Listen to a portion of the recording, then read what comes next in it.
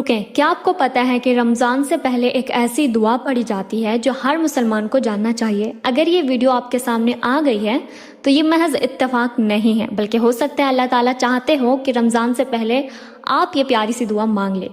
देखिए, रमज़ान आने वाला है और रमज़ान से पहले एक ऐसी दुआ है जिसे अगर कोई पढ़ता है तो अल्लाह ताला उसे रमज़ान का महीना ज़रूर नसीब फरमाते हैं।